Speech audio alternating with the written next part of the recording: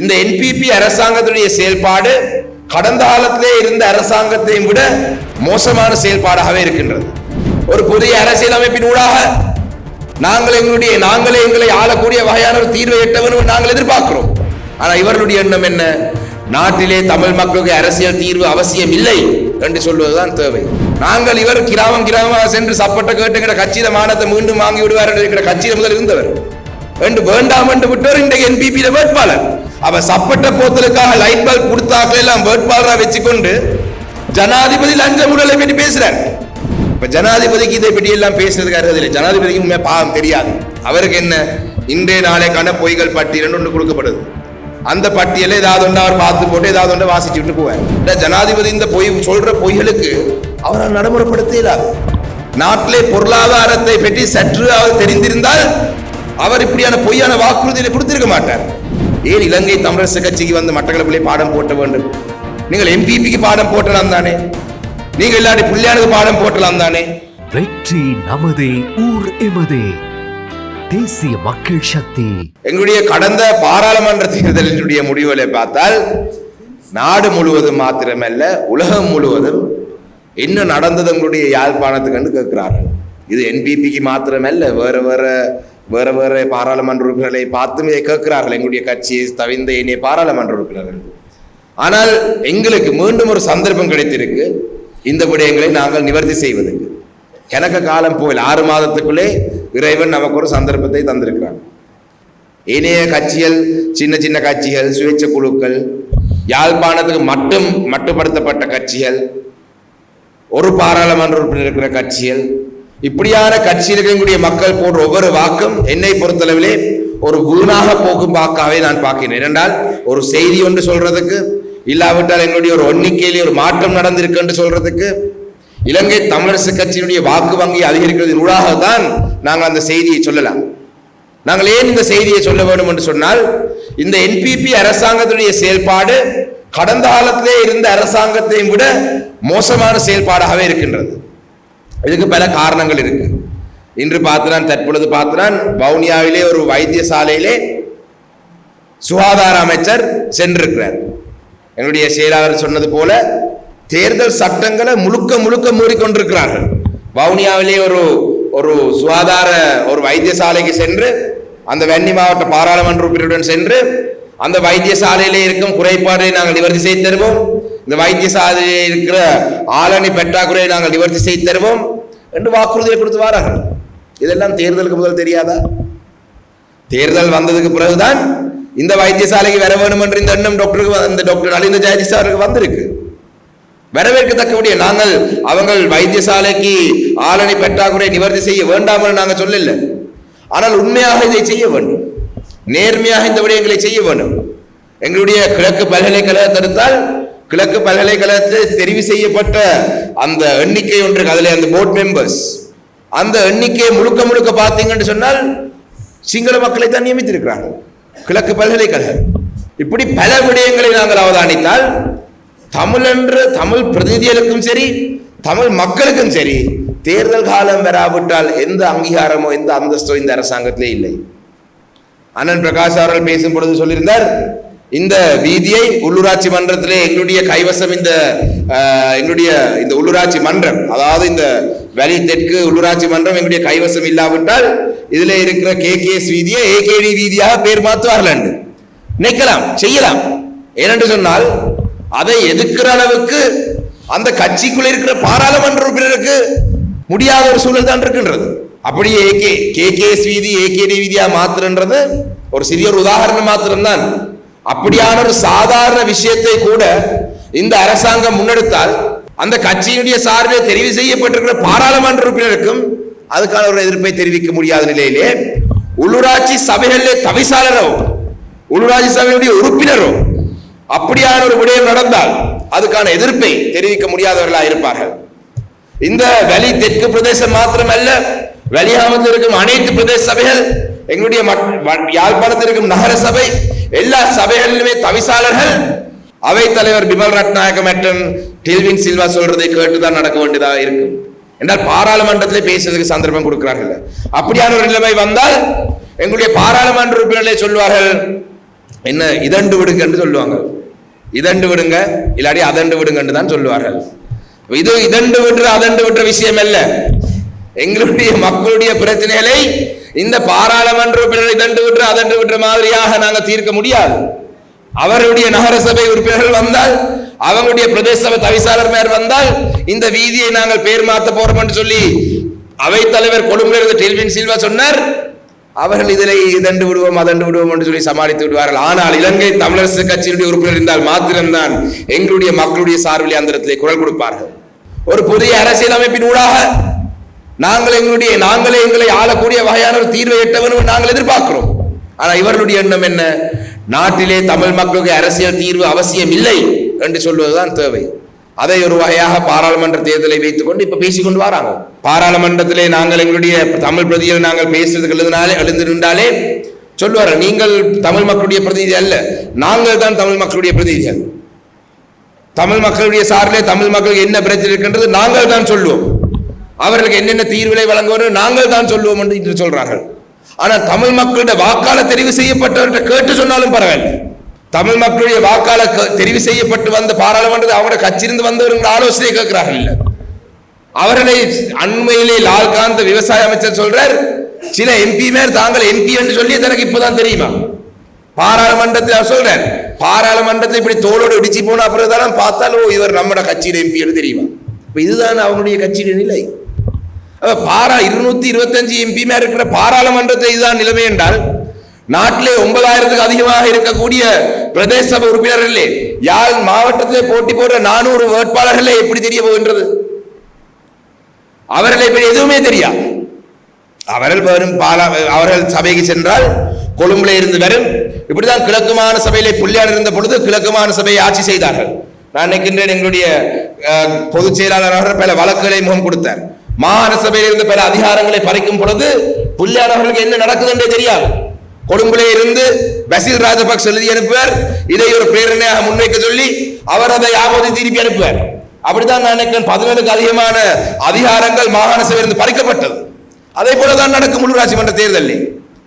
உள்ளூராட்சி மன்ற தவிசாளருக்கு கொழும்பிலே பலவத் என்ற இடத்திலே இருந்து என்பிபியுடைய தலைமை செயலகத்திலே இருந்து என்னென்ன விடயங்களை நீங்கள் செய்ய வேண்டும் என்று வரும்.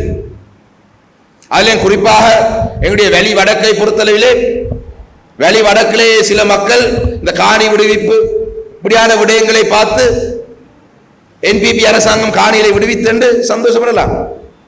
ஆனால் இந்த விடுவிக்கிற காணிகளிலே இன்னும் மேலதிகமாக இருக்கிற காணிகளை எவ்வாறு பயன்படுத்த போறார்கள், என்ன தேவைக்காக பயன்படுத்த போறார்கள் என்றது எங்களுடைய கையிலே ஒரு அதிகாரம் இல்லாவிட்டால், தவிசாளராக அவங்களுடைய கட்சியை சேர்ந்தவர் இருந்தால் அந்த காணி பயன்பாடை பற்றி தமிழ் மக்களுக்கு எந்த ஒரு கருத்து முன்வைக்க முடியாத நிலையில் நாங்கள் இருப்போம். ஏனென்றால் வெளி வடக்கை எடுத்தால் காணிகள் விடுவித்த பிறகு சிலர் சொல்லுவார்கள், நீண்ட காலமாக இதிலே சிவில் பாதுகாப்பு படையாக இருந்தவர்களுக்கு ஒரு 1000 ஏக்கரை கொடுப்போம், இல்லாவிட்டால் பிரதேச சபையினுடைய அனுமதியினூடாக அதிலே சில பண்ணைகளை அமைக்கிறதுக்கு நாங்கள் அனுமதியை வழங்குவோம். தவிசாளராக இருக்கிறவர்களுக்கு அதை மறக்க முடியாது. என்றால் பாராளுமன்ற உறுப்பினர்களுக்கே நாங்கள் கேள்விப்பட்டோம், ராஜினாமா கடிதங்களை வாங்கி வச்சிருக்கிறார்கள் என்று நாங்கள் கேள்விப்பட்டோம். 3 பாராளுமன்ற உறுப்பினரும் ராஜினாமா செய்ய வேண்டும் என்று கடிதம் கொடுத்திருக்கிறதா நாங்கள் கேள்விப்பட்டோம். உண்மையா இருக்கலாம். என்றால் பாராளுமன்றத்தை அவர்களை பேசுவது நாம் காணல. வரவு செலவு திட்டத்திலே தொடர்ச்சியாக 30 நாட்கள் பாராளுமன்ற அமர்வுகள் போகும். இந்த 30 நாட்களிலே அவர்கள் பாராளுமன்றத்தை பேசுவது நான் காணல. சரி, பாராளுமன்றத்திலே காணல, செய்தியிலே காணல. பாராளுமன்ற உறுப்பினராலே இது முடியாமல் இருக்கும் பொழுது உள்ளூராட்சி மன்றங்கள் இருக்கிற உறுப்பினர் எவ்வாறு செய்வார் என்றதை நாங்கள் சிந்திக்க வேண்டும். இதிலே ஊழலை பற்றி சொல்றார்கள். வடக்கு கிழக்கிலே முதலாவது இடத்தை பிடித்தது வெளி வடக்கு பிரதேச சபை. எங்களுடைய அண்ணன் சுயிதன் அவர்கள் தவிசாளராக இருக்கும் பொழுது உலக வங்கியால் செய்த ஒரு ஆய்வின் கீழே வடக்கு கிழக்கிலே இருக்கிற பிரதேச சபையிலே முதலாவது இடம் செயல்பாடு, இந்த சகல விடயங்களில் முதலாவது இடம் வெளி வடக்கு பிரதேச சபையை எடுத்திருந்தது. அவ ஊழல் செய்த பிரதேச சபையா இருந்திருந்தால் கிடைச்சிருக்குமா? என்று ஜனாதிபதி தங்களுடைய கட்சியை சேர்ந்தவர்கள் மாத்திரம்தான் ஊழல்வாதிகளா இருக்கக்கூடாது என்று சொல்றார். மன்னிக்கோடும், தங்களுடைய கட்சியை சேர்ந்தவர்கள் மாத்திரம்தான் ஊழல்வாதிகள் இல்லை என்று சொல்றார்கள்.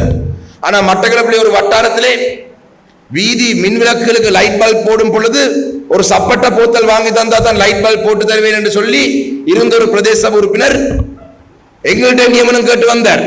நாங்கள் இவர் கிராமமாக சென்று சப்பட்ட கேட்டு எங்க கட்சியில மானத்தை மீண்டும் வாங்கி விடுவார் என்று கட்சியில முதல் இருந்தவர். என்று வேண்டாம் என்று விட்டோர் இன்றைக்கு என்பிபியில வேட்பாளர். அப்ப சப்பட்ட போத்தலுக்காக லைட் பல்ப் கொடுத்தாக்கள் எல்லாம் வேட்பாளரா வச்சுக்கொண்டு ஜனாதிபதி லஞ்ச ஊழலை பற்றி பேசுறார். ஆனால் எங்களுடைய கட்சியினுடைய தவிசாளராக இருந்தவர் மீண்டும் வேட்பாளராக இருக்கிறார். வெளி வடக்கு பிரதேச சபையை சரியாக ஆட்சி செய்து சரியாக அதை வழிநடத்தி வடக்கு கிழக்கிலே முதலாவது இடத்தை பிடித்த பிரதேச சபையுடைய தவிசாளர் எங்களுடைய வேட்பாளராக இருக்கின்றார். இப்ப ஜனாதிபதிக்கு இதை பற்றி எல்லாம் பேசுறதுக்கு அருகதில்லை. ஜனாதிபதிக்கு உண்மை பாவம் தெரியாது. அவருக்கு என்ன, இன்றைய நாளைக்கான பொய்கள் பட்டியல் ஒன்று கொடுக்கப்படுது. அந்த பட்டியலை ஏதாவது ஒன்று அவர் பார்த்து போட்டு ஏதாவது ஒன்று வாசிச்சு விட்டு போவார். இதான் நடக்குது. ஜனாதிபதி இந்த பொய் சொல்ற பொய்களுக்கு அவரால் நடைமுறைப்படுத்த இயலாது. நாட்டிலே பொருளாதாரத்தை பற்றி சற்று அவர் தெரிந்திருந்தால் அவர் இப்படியான பொய்யான வாக்குறுதிகளை கொடுத்திருக்க மாட்டார். நாட்டிலே நிதி இல்லை, அபிவிருத்தி செய்யும் பணிகளுக்கு நிதி இல்லை. ஏனென்றால் எங்களுடைய பொதுச் செயலாளர் சொன்னது போல இந்த கடன் மறுசீலமைப்பு செய்ததினூடாக இந்த நாட்டிலே தற்பொழுது 6 பில்லியனுக்கு அதிகமாக எங்களுடைய அந்நிய செலவாணி இருக்கு என்று சொல்றார்கள். அந்த 6 பில்லியன்ல 2 பில்லியனுக்கு அதிகமானது சீனாவிடம் இருக்கிற ஒரு கிரெடிட் லைன் மாத்திரம்தான். அந்த நிதியை நாங்கள் பயன்படுத்தலாம். அரச ஊழியர்களுக்கு சம்பள உயர்வு என்று சொன்னார்கள். ஏப்ரல் 10ஆம் தேதி அரச ஊழியர்களுடைய அந்த சம்பளம் பட்டியல் வந்தது. மார்ச் மாதத்திலே சம்பளம் கொடுத்த அந்த பே ஷீட்டையும் ஏப்ரல் ஷீட்டையும் பார்த்தால் மார்ச் மாதத்திலே இருக்குது 7500 அலவன்ஸ், 8000 ரூபாய் இன்னொரு ஓவர் டைம் அலவன்ஸ், பேசிக் சேலரி 15000, இதெல்லாம் சேர்த்தா 40000 என்று இருக்கு. ஏப்ரல் மாதத்திலே பார்த்தால் அது எல்லாத்தையும் அகட்டி பேசிக் சேலரி 40000, 2 தான். அதோட சேர்த்து கீழுக்கு 5000 ரூபாய் கூட்டிருக்கு. 5000 ரூபாய் கூட்டிருக்கு. ஆனால் பேசிக் சேலரியே 15000 கூட்டிருக்குன்னு சொல்றாங்க.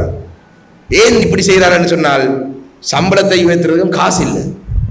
முதலாவது முறையாக அரசு ஊழியர்களுக்கு சம்பளம் உயர்வை 2025ஆம் ஆண்டு வரவு செலவு திட்டத்திலே 26, 27க்கான சம்பள உயர்வையும் சொல்லியிருக்கிறார்கள். வளமே ஒரு வருஷத்துக்கு மட்டும்தான் வரவு செலவு திட்டத்தை சொல்லப்படும்.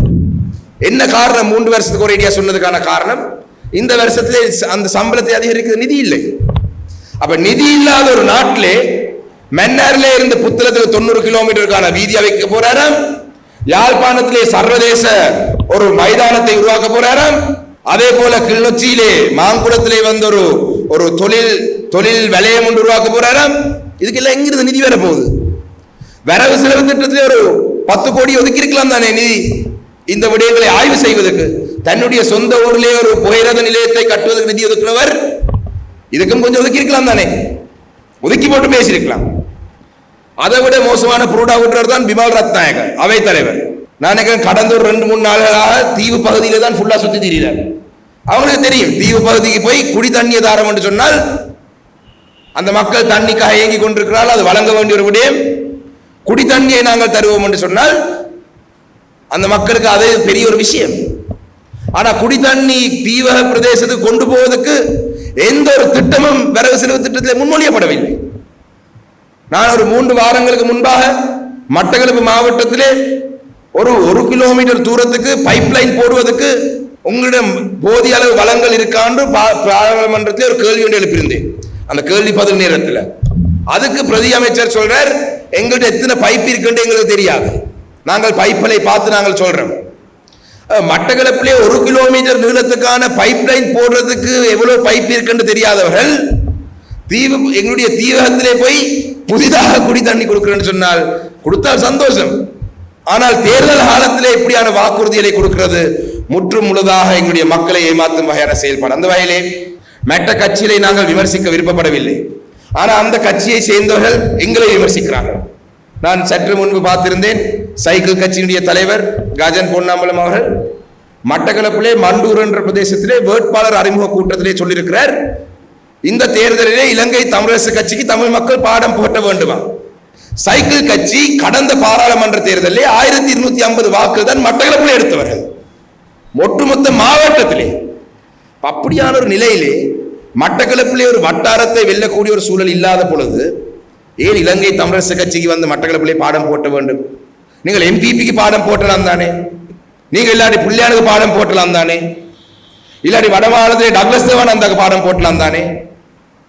அதை விட்டு இலங்கை தமிழரசு கட்சியை பாடம் போட்டுவது என்று சொல்லி இவர்கள் நினைத்துக் கொண்டிருக்கிறார் என்று சொன்னால் தேர்தலுக்கு இன்னும் 4-5 நாட்கள் தான் இருக்கின்றது. நாங்களும் எங்களுடைய சில கட்சியினுடைய மூத்த உறுப்பினருடைய அன்பு கட்டளைகளை மீறி நாங்களும் அந்த கட்சிகளை விமர்சிக்க வேண்டியதாக வரும்.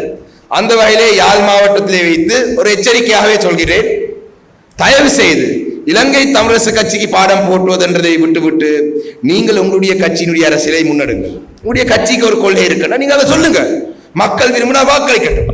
தமிழரசு கட்சியும் சுமந்திரனையும் விட்டால் அவர்களுக்கு பேசுவதற்கு வேறு எதுவுமே இல்லை. இதுதான் அவங்களுடைய அரசியலை முன்னெடுக்கிறதுக்காக வைத்திருக்கிற 2 ஆயுதங்கள்.